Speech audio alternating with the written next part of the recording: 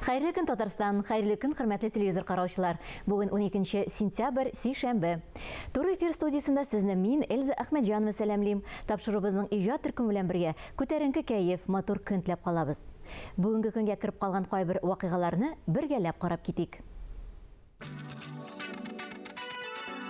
Медицина җәмәгатьчелеге тәкъдиме белән 12 сентябрьдә мигренга, баш авыртуга каршы халыкара көрәш көне билгеләп үтелә.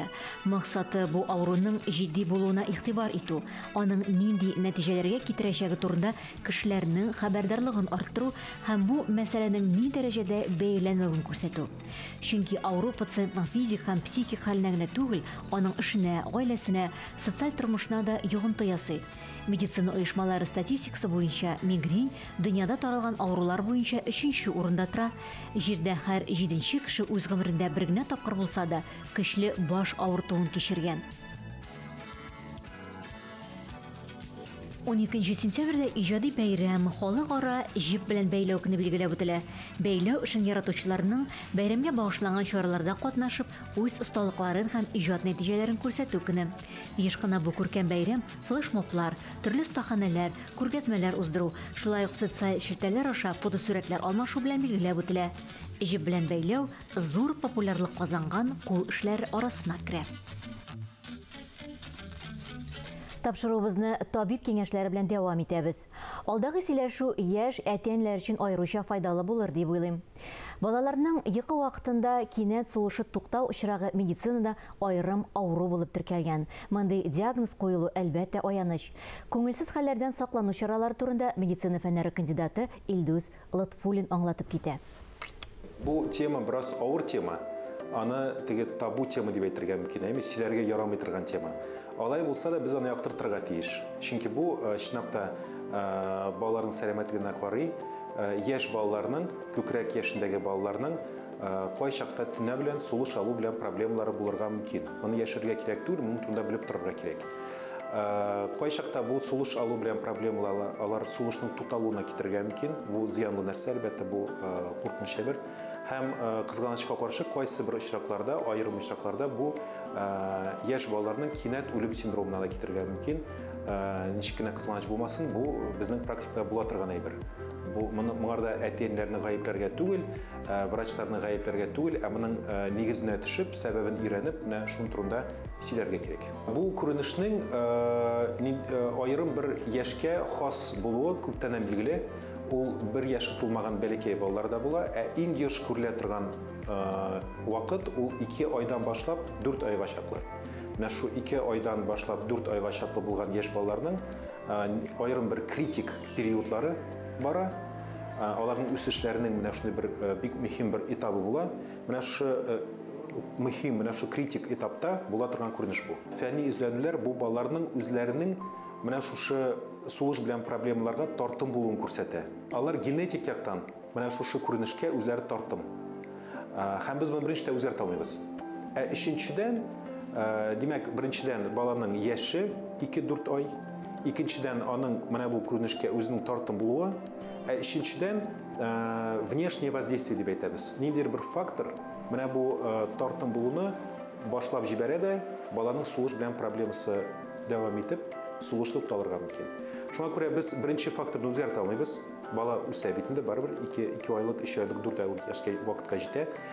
Генетиканы без шулай үзгәртә алмыйбыз. Ә менә бу тышкы факторны без контроль астында торырга тиеш. Менә шушы тышкы факторлар алар бик мөһим. Соңгы елларда бу бик әйбәт өйрәнелгән. 2022 елда менә шушы сулыш алу белән проблемалар булмасын өчен нинди профилактика чаралары күрелергә тиеш икәнлеге яңадан бөтен дөнья буйлап өйрәнелде. Һәм монда төп 4 фактор аерылып чыгарыла. Беренчедән, бала бер кайчанда бер нинди вакытта да корсакта йокларга тиеш түгел. Янда да йокларга тиеш түгел. Бала бары тик аркасына төз ятып, аркасында гына йокларга тиеш. Ул янында да һәм иң куркыныч корсагында да йокларга тиеш түгел, бәләкәй бала. Бу беренчесе һәм иң мөһиме.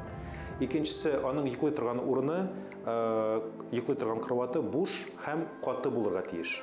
Аның матрасы йомшак булырга тиеш түгел. Һәм аның кроватында мендәрләр, юрганнар, уенчыклар, кроват кырыена илеп куя торган чаршаулар берсе булырга тиеш түгел. Бу икенчесе. Өченчесе, бала әнисе белән бер кроватта йокларга тиеш түгел.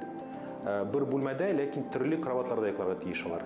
Ничек кенә әнинең хәле бетмәсен, ул барыр баланы имезгәч, ашаткач, аны үзенең кроватына илтеп куярга тиеш. Бу өченчесе. Һәм дүртенчесе, бәләкәй бала берничек тә, беркайчан да тәмәке төтене белән контактка кергә тиеш түгел.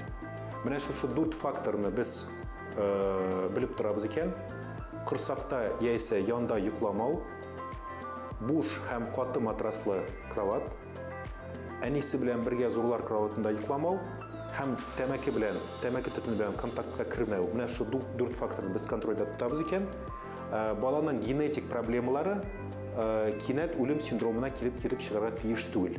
Моның статистикасы булай, 1000 туган бала арасыннан якынча bir балада була торган әйбер бу.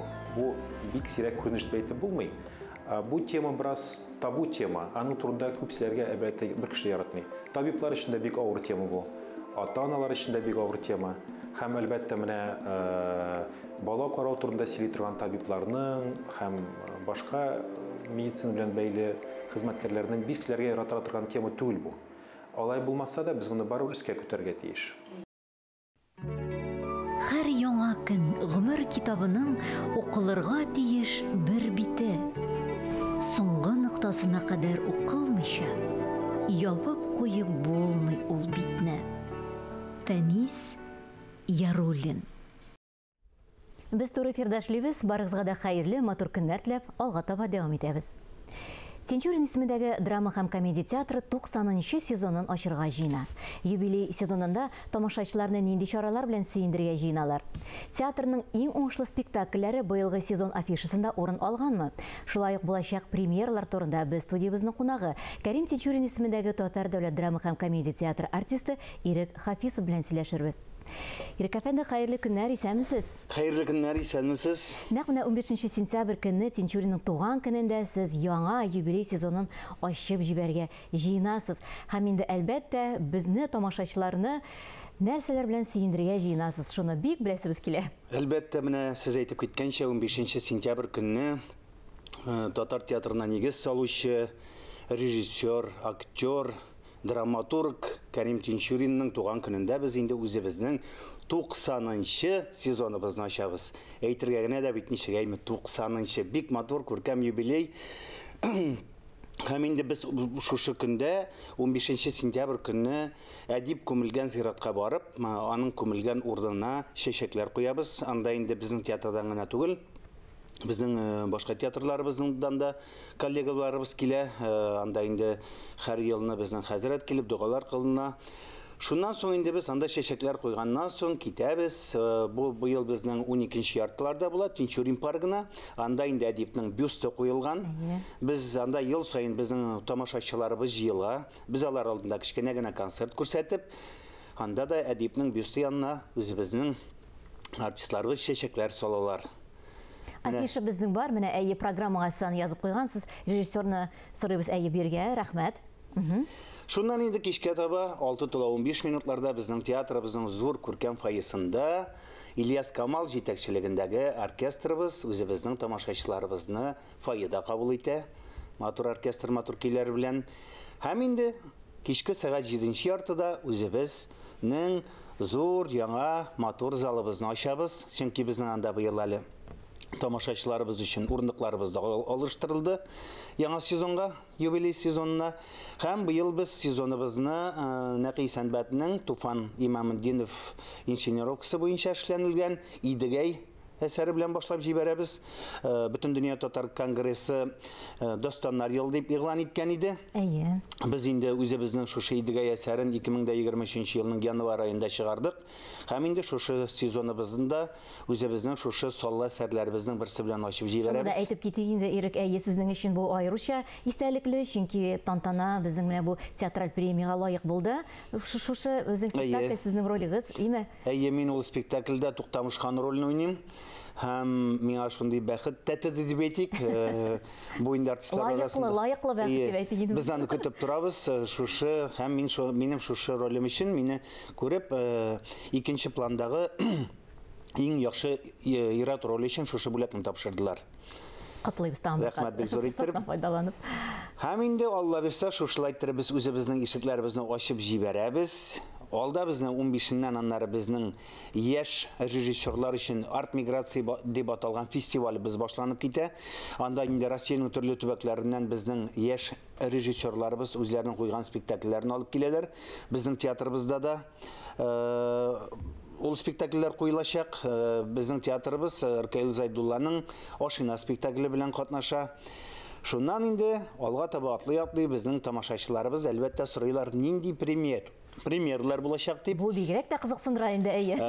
Монсы инде безнең Туфан Имаметдинов куелышында октябрьнең 29-ларына Алла бирсә Шамил Файрхетдиновның Ай былбылым дип аталган спектакль чыгачак, яңа премьерасы. Бу спектакльдә күбрәк безнең өлкән составтагы артистларыбыз катнаша. Мансур Гыйлаҗев әсәре буенча да Ансы Мансур Гыйлаҗев әсәре буенча Көлмәгез мин үләм. Ансы безнең декабрь аена планлаштырылган. Менә безнең яңа елга хәтле шушындыйрак планнар, әле инде булса кыска гына планнар, шулай ук без бит әле тик тормыйбыз. Үзебезнең районда булган тамашачыларыбызны да калдырмыйбыз. Менә иртәгә шәхсән иртә таңнан Алла бирсә чыгып китәбез гастрольгә, көндез дә кичтә уйнап кайтасы була спектакльләр. Кайсы районга барасыз? Камский Устьега. Анда барып уйнап кайтабыз. Аннан инде безнең Пушкинский карта бар бит инде. Хәзер аның өчендә безнең спектакльләр бар, балаларыбыз өчен аларында уйнап торабыз. Балаларыбызның үзебезнең нәни тамашачыларыбызны да игътибарсыз калдырмыйбыз бер вакытта да, чөнки аларны кичкенәдән тәрбияләргә кирәк. Алар безнең киләчәгебез. Шуңа бу ярты елга гына планнар, шулай бит. Аннар бик матур бер фестиваль уздырырга җыенабыз. Бу гаиләләр белән бәйле шул турыда да бер-ике сүз әйтеп китик инде. Әйе, менә онытылып киткәнмен икән әле. Театрның яшы юк, гаилә белән бәйле шушындый күркәм матур фестиваль узачак. Бу беренче тапкыр гына. Беренче тапкыр гына. Бу аның төп мәсьәләсе буыннар бәйләнеше. Һәм инде Алла бирсә, ул безнең театрыбызда анда комиссиялар булып, шушында катнашачаклар, шушында күрсәтеләчәк. Менә хәзер заявкалар кабул ителә. Шуңа күрә бу әле беренче фестиваль. Монсы да Алла бирсә бик матур гына барып чыгар дип уйлыйм. Әйе, җиңүчеләрне үзегезнең канат астына алырга җыенасыз, аларны теге урыннарга билгеләп калдырырга түгел, һәр менә алдагы дәвамчы шулай алар белән гел элемтәдә торырга җыенасы икән. Бу бик каты матур күренеш. Әйе, мин сезнең белән килешәм. Шулай итеп эшләгәндә ул күңеллерәк тә, безгә дә күңелле, һәм инде әлбәттә безнең белән ул фестивальдә катнашкан безнең тамашачыларыбызга да ул икеләтә күңелле. Аннарысын инде шуны да сорыйсым килә. Сезнең өчен менә бу яңа сезон ачылу ничек микән ул? Сез бит инде безнең күркәм, танылган, матур театраль гаилә, тормыш иптәшегез белән бергә хезмәт итәсез Тинчурин театрында. Сезнең өчен менә рухларыгыз күтәреләме? Алда яңа сезон безне көтә дип, тамашачы белән очрашу көтә дип, көтеп торасыздыр инде. Әлбәттә, менә бүген дә әйтеп киткәнемчә 90-нчы сезон дидем. Менә шушы театрга аяк атлап кергәнгә инде 30 ел гомер узып та киткән икән. Без инде менә студент вакытта укый эшләгән идек. Шуның инде 25 елын чынлап хезмәт итәбез. Иптәшем белән бергә хезмәт итәбез. Үзебезнең яраткан тамашачыбызга тугры хезмәт итәргә тырышабыз. Үзебезнең эшебезне яратабыз. Әлбәттә, яңа сезонны көтеп алабыз. Яңа сезон яңалыклар алып килә, яңа спектакльләр, яңа күрешүләр. Һәм инде юбилей ачылган сайын без үзебезнең яраткан тамашачыбызга шушы ял иткән арабызда сусыйбыз. Аларны көтәбез, аларның алкышларын көтәбез, аларның зал тутырып рәхәтләнеп көлгәннәрен. Шуңа күрә Алла бирсә, шушы яңа матур күркәм юбилей сезоныбызда уңышлы булсын иде дигән теләктә калам. Барыбыз өчен дә, шәхсән безнең гаилә өчен генә түгел, гомумән безнең театрыбыз өчен.